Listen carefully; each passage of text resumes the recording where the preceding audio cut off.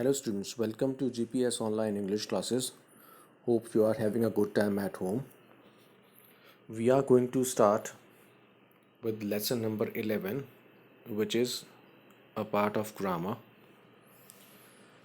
Subject and predicate is the name of the topic. And open your book to page number 40. अपनी book का page number 40 open कर लीजिए और हमारा जो टॉपिक है वो है आज subject and predicate. All right. I hope your books are open and get ready with a pencil or a pen for important instructions. Pen और पेंसिल में से कुछ भी ले लीजिए ताकि important instructions को आप हिंदी में भी नोट कर सकें. तो पेज नंबर 40 पर ओपन कर लिया आपने आज. लेसन नंबर 11 है ये and it's a short lesson today. किसी भी सेंटेंस को बनाने के लिए हमें उसको लिखेंगे कैसे जानना बहुत ज़रूरी होता है. So the first part of a sentence is a subject. Subject sentence का फर्स्ट पार्ट होता है जहाँ से एक सेंटेंस को शुरू करते हैं नॉर्मली. ऑलराइट. कैसे? I am a student of 7th class. इसमें आई सब्जेक्ट है और बाकी सारा जो पार्ट है am a student of 7th class ये सारा प्रेडिकेट है. ऑलराइट. दूसरा एग्जांपल ले लीजिए. The name of my school is GPS. The name of my school is GPS. ये भी एक और एग्जाम्पल है. ऑलराइट. लेकिन ये थोड़ा सा डिफरेंट हो गया. मैं आपको इजी बताता हूँ इसमें. Cow is an animal. इसमें काउ सब्जेक्ट है, इज एन एनिमल, ये सारा प्रेडिकेट हो गया. तो ये जो दो एग्जांपल्स मैंने आपको दिए हैं इनसे हमें थोड़ा सा समझने में इजी हो जाएगा. और अब हम रीडिंग वाले पार्ट पर जाते हैं बुक के. ऑलराइट. जो देखिए, I read it out for you. There are 2 main parts of a sentence.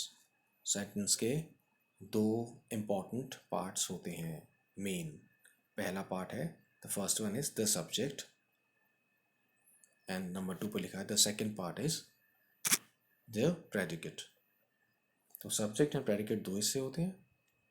Let us see what is the subject. Okay. जो भी वर्ड इसमें ऐसा होगा वो आप इसको आप हिंदी पेंसिल या पेन से लिख सकते हैं बुक के ऊपर. The subject is that part of a sentence about which something is said in the sentence. Subject वो पार्ट होता है एक सेंटेंस का. सब्जेक्ट में, दोबारा बोलता हूँ मैं, सेंटेंस में सब्जेक्ट वो हिस्सा होता है अबाउट विच जिसके बारे में समथिंग इज सेड कुछ कहा जाता है इन द सेंटेंस उस सेंटेंस में. ऑलराइट. कि हमने कोई सेंटेंस लिखा, उस सेंटेंस में सब्जेक्ट के बारे में कुछ कहा जाता है. ऑलराइट. सब्जेक्ट के बारे में कुछ कहा जाता है. जैसे आप कहें माई क्लास इज बिग, तो इसमें हम पूछें व्हाट इज बिग. सेंटेंस आया माई क्लास इज बिग, मेरी क्लास बड़ी है. अगर आप पूछे व्हाट इज बिग, क्या बड़ा है या क्या बड़ी है, तो आप कहते हो माई क्लास. तो हमें पता चल गया कि सब्जेक्ट क्या है, ये माई क्लास, मतलब माई क्लास के बारे में कुछ कहा जा रहा है. Okay, fine. Next, the subject में बी अ पर्सन, सब्जेक्ट एक पर्सन हो सकता है, male female, man woman, okay, child. Place और अ थिंग, कोई प्लेस हो सकती है, दिल्ली, इंडिया, अमेरिका, या कोई थिंग हो सकती, कोई चीज़ हो सकती है, mobile phone, pencil, a paper, alright. It can be a noun, ये कोई नाउन हो सकता है। तो जितनी भी चीज़ें होती हैं ये सब नाउन होती हैं। जैसे आप कहेंगे बुक, तो बुक नाउन हो गया, ऑलराइट। द ट्रीज नाउन हो गए। और अ प्रोनाउन, या फिर ये प्रोनाउन हो सकता है, ही शी इट दे वगैरह, ऑलराइट। नाउन हो सकता है या फिर प्रोनाउन हो सकता है। ही इज़ माई फ्रेंड, तो इसमें ही कौन है, प्रोनाउन। इन सिंगुलर और प्लूरल फॉर्म, तो इसमें बहुत अच्छी तरह बता दिया कि सब्जेक्ट सिंगुलर या प्लूरल कोई भी हो सकता है, ओके। सिंगुलर या प्लूरल भी हो सकता है, fine. Stars shine in the sky, तो स्टार्स क्या हो गया, प्लूरल हो गया, स्टार से स्टार्ट हो रहा है, सेंटेंस तो प्लूरल है ये, fine. We move forward. Depending upon the nature of the sentence, तो सेंटेंस की नेचर पर डिपेंड करता है, मतलब हम कैसा सेंटेंस बनाना चाहते हैं, या हम क्या बात लिखना या बोलना चाहते हैं, उस पर डिपेंड करता है कि सेंटेंस में सिंगुलर होगा सब्जेक्ट, प्लूरल होगा, प्लेस होगी, कोई थिंग होगा, नाउन होना चाहिए या प्रोनाउन है, वो हमारे सेंटेंस पर डिपेंड करता है। हम आगे वाले एग्जांपल्स में इससे बहुत क्लियरली समझ जाएंगे। तो हमने फर्स्ट पार्ट जो सब्जेक्ट था वो हमने पढ़ लिया। Let us move to the predicate. The predicate is that part of a sentence, ये वो हिस्सा होता है सेंटेंस का, वो भाग है, विच इज सेड, जो कि कहा जाता है। विच इज सेड का मतलब जो कहा जाता है, इंपॉर्टेंट चीज है। विच मीन्स यहाँ पर जो, जो कहा जाता है अबाउट द सब्जेक्ट, सब्जेक्ट के बारे में, ऑलराइट। जैसे हम कहें टॉम इज माई ब्रदर, तो हमने टॉम से सेंटेंस को स्टार्ट किया और कहा इज माई ब्रदर। तो टॉम के बारे में हमने क्या कहा, टॉम मेरा भाई है। तो कौन भाई है, टॉम। तो टॉम के बारे में हम क्या बोल रहे हैं, मेरा भाई है। तो ये तो टॉम तो हो गया सब्जेक्ट। अब सब्जेक्ट को आप हटा दीजिए, मेरा भाई है, ये जो सेंटेंस आया, ये जो पार्ट आया इसमें मेरा भाई है, ये प्रेडिकेट हो गया, जो कहा जाता है। सब्जेक्ट टॉम के बारे में क्या क्या कहा गया है, मेरा भाई है, ऑलराइट। जैसे आप कहें माई शर्ट इज़ वाइट। अब सेंटेंस के शुरू में कौन से वर्ड्स लगे हुए हैं जिनसे हम स्टार्ट कर रहे हैं, माई शर्ट, मेरी शर्ट, सब्जेक्ट हो गया। आगे पूछ रहे हैं इज़ वाइट, ऑलराइट, कि वाइट है। तो इसमें सब्जेक्ट माई शर्ट के बारे में क्या बता रखा है, उसका कलर इज़ वाइट, तो इसलिए इज़ वाइट प्रेडिकेट हो जाता है। तो अब इसमें हम देखते हैं और क्या करता है कि जिसके बारे में सेंटेंस का वो हिस्सा होता है जो कहा जाता है सब्जेक्ट के बारे में, ऑलराइट, जो कहा जाता है सब्जेक्ट के बारे में, ऑलराइट। आई एम स्पीकिंग, आई को हटा दीजिए, बाकी जो चीज़ बची है पार्ट, एम स्पीकिंग, ऑलराइट। तो आई के बारे में क्या बताया गया, एम स्पीकिंग, बोल रहा हूँ, तो प्रेडिकेट हो गया। और देखिए इट कैन बी जस्ट, ये हो सकता है ए, अकेला, सिर्फ क्या, अ सिंगल वर्ड, अकेला वर्ड भी हो सकता है, एक वर्ड, और a number of words, predicate एक वर्ड भी हो सकता है और बहुत सारे वर्ड्स भी हो सकते हैं। ठीक है, जैसे आप कहें टॉम स्लीप्स, टॉम सब्जेक्ट है, उसके बाद में जो प्रेडिकेट आया है स्लीप्स, सोता है, तो वन वर्ड प्रेडिकेट है और वन वर्ड ही हमने सब्जेक्ट ले लिया है यहाँ पर, तो सिंगुलर हो सकता है वो, सिंगल मतलब वन वर्ड हो सकता है प्रेडिकेट, आपने देख लिया इसमें, प्रेडिकेट में भी वन वर्ड और अ नंबर ऑफ वर्ड्स, बहुत सारे वर्ड्स हो सकते हैं, जैसे Tom is writing a letter, तो टॉम को छोड़कर बाकी क्या बचा, इज राइटिंग अ लेटर, तो नंबर ऑफ वर्ड्स हो गए। मूविंग फर्दर, और आगे चलते हैं। मोस्ट ऑफन, अधिकतर, प्रायः, the subject precedes the predicate, subject precedes, पहले आता है, तो ये अब हिंदी में लिखने वाली बातें आ रही हैं। ऊपर भी आपने देखा होगा, पहले आता है the subject, the predicate, predicate से।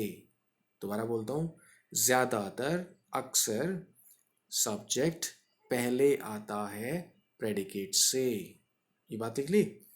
बट समटाइम्स, लेकिन कभी कभी, द रिवर्स, उल्टा, कैन बी द केस, मतलब कभी कभी उल्टा भी पॉसिबल है। Sometimes reverse can be possible, आप ये द केस की जगह पर लिख सकते हैं पॉसिबल, तो कभी कभी उल्टा भी पॉसिबल है।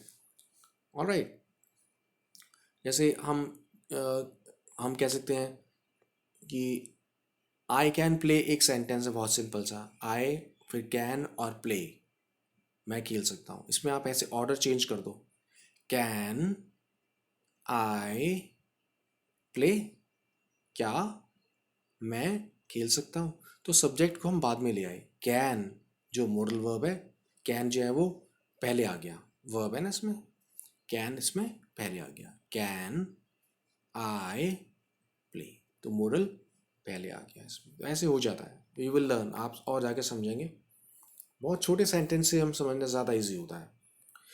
नेक्स्ट, और देखिए क्या बताते हैं, इन सम सेंटेंसेस, कुछ सेंटेंसेस में the pronoun is used in place of some other agent or force of nature, मतलब कि कभी कभी प्रोनाउन यूज होता है जो कि इट कहलाता है, जिसका नाम, देखिए इट एक प्रोनाउन है, और राइट, वो उसको यूज करते हैं हम सब्जेक्ट के स्टार्ट करने में, किस लिए, कि वो बताते हैं कि सब्जेक्ट की तरह से आ सकता है सम अदर एजेंट, कि वो एक किसी एजेंट की तरह से, यहाँ पे एजेंट का मतलब है कि वो एक साधन होता है, और फोर्स ऑफ नेचर, या फिर हम उसको कोई भी एक्शन को करवाने वाली चीज। ओके, ये देखिए वर्ड्स से ज़्यादा सेंटेंस में क्लियर होगा। इट इज रेनिंग, यहाँ स्नोइंग लिखा हुआ है, एक ही बात है, इट इज रेनिंग, बारिश हो रही है। देखो आप सेंटेंस हिंदी में बोलते हैं तो पहले बारिश आता है बोलने में, लेकिन बारिश यानी कि रेन से स्टार्ट नहीं है ये, इसी को हम बोलते हैं कि ये एक तरह से एजेंट है या फोर्स ऑफ नेचर, एजेंट की तरह से आया है कि क्या हो रहा है, बारिश हो रही है, तो इट यहाँ पर शुरुआत में उसको बताने के लिए हो गया कि क्या चीज़ हो रही है। Alright, subject, it is 7 o'clock now, तो ये भी इज है, क्या है, 7 बजे हैं, तो 7 बजे का टाइम है या 7 बजे हैं, ये पहले नहीं आया, इट आ गया, यहाँ पर फोर्स ऑफ नेचर से हम बोल रहे हैं एजेंट, कि उस सेंटेंस को शुरू करने के लिए, बताने के लिए कि उसमें क्या हो रहा है, इट लगाते हैं। ऑलराइट, इसको हम डमी सब्जेक्ट भी कहते हैं। डमी का मतलब कि इसका अपना मतलब नहीं है, बस सब्जेक्ट के रूप में आ गया है, जैसे आप खेतों में डमी लगा देते हो ना, एक हाथ पैर बड़ा करके कागज़ का या गत्ते का बनाकर, जिससे कि बर्ड्स ना आए, ओके, फील्ड के अंदर उसको ख़राब करने के लिए, तो उस डमी बोलते हैं हम। जैसे रावण और इन सब चीज़ों के डमी देखते हैं जिनको जलाया जाता है दशहरे पर, these are called dummies, do you understand that? Okay, तो ये एक तरह से सब्जेक्ट है, लेकिन सब्जेक्ट होते हुए भी नहीं है, तो आपने इसमें देखा कि इट को भी यूज़ करते हैं। इन इम्पेरेटिव सेंटेंसेस, सेंटेंसेस में इम्पेरेटिव सेंटेंसेस होते हैं, हमने ग्रामर वाले हिस्से में किया था, आप देखेंगे पिछले वीडियोस के अंदर। सब्जेक्ट इम्पेरेटिव सेंटेंसेस में अपने आप ही समझा जाता है, जैसे सेंटेंस आया कम हियर, यहाँ पर आ जाओ, अगर आप सामने खड़े हुए हैं, आपको टीचर ने कहा कम हियर, यहाँ आ जाइए, तो किससे कहा जा रहा है, आपसे, आप कौन हो, यू, यू कम हियर, तो यू इसमें छिपा हुआ है, यू हमें लिखने की ज़रूरत नहीं है। ये इंपेरेटिव सेंटेंसेस के अंदर ऐसा होता है। रन फास्ट, तो हम किसे कह रहे हैं? जो बच्चों को कह रहे होंगे जिनसे बात हो रही है। You run fast, alright, we run fast, कुछ भी हो सकता है। तो यू इसमें अंडरस्टूड है या फिर सब्जेक्ट अंडरस्टूड है, सब्जेक्ट पहले से पता है या समझ में आता है कि हम जिससे ये बात कह रहे हैं वही सब्जेक्ट है। ऑलराइट, अगर एक स्टूडेंट है तो गो आउट का मतलब स्टूडेंट एक है। अगर बहुत सारे स्टूडेंट्स को हम कह रहे हैं गो आउट, तो हम बहुत सारे स्टूडेंट्स को कह रहे हैं, तो बहुत सारे स्टूडेंट्स इसमें सब्जेक्ट हो जाएगा। I hope you understand that. तो सब्जेक्ट और प्रेडिकेट के बारे में आज हमने पढ़ लिया है। We will look at some exercises also. We will move to this part, subject and predicate. एथेंस, देखिए दो कॉलम्स हैं, there are two columns here, subject on the left and predicate on the right. तो उसमें लिखा गया match each subject with its predicate. Subject और subject को उसके साथ जो उसका प्रेडिकेट है सूटेबल, उससे मैच कीजिए। One has been done for you, आपके लिए एक एग्जाम्पल कर दिया गया है। करके दिखाया कैसे हुआ है। देखिए रणजी ट्रॉफी, रणजी ट्रॉफी को मैच किया गया, इज नेम्ड आफ्टर के एस रंजीत सिंह। तो सब्जेक्ट लिया रणजी ट्रॉफी, दो वर्ड्स हो गए। इज नेम्ड, उसका नाम रखा गया है, आफ्टर, किसके बाद?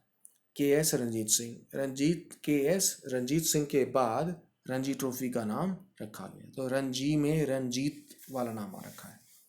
आई होप यू अंडरस्टैंड दिस। इससे इसको किया जा सकता है। और जो सी पार्ट आएगा, add suitable subjects in the following predicates, इसमें सूटेबल सब्जेक्ट अपने आप आपने लगाना है। इसको भी हम देख सकते हैं। फाइन, तो इसको आप ट्राई कीजिएगा। We will be able to do something else after that. हम कर पाएंगे कुछ ना कुछ इसके बाद, इसको करने के बाद ही। और अगर आप इंटरेस्टेड होंगे तो ये वाला आप इसमें ए जो है complete the sentences with suitable predicates, ये भी आप देख सकते हैं। Take the help of the box, बहुत ईजी है ये भी। बस हमें इसमें मैच करना होगा, बस थोड़ी सी नॉलेज जीके जिसको हम बोलते हैं उसकी ज़रूरत है। नहीं तो ये सबसे ज़्यादा इजी हो गया। बी पार्ट तो आपको करना ही है, और दैट विल डू, बी और सी। ठीक है, B and C are your worksheets, तो अलग से वर्कशीट नहीं है, B and C are your worksheets. I hope you understand this. So I wish you a good health at home. See you later. Thank you so much.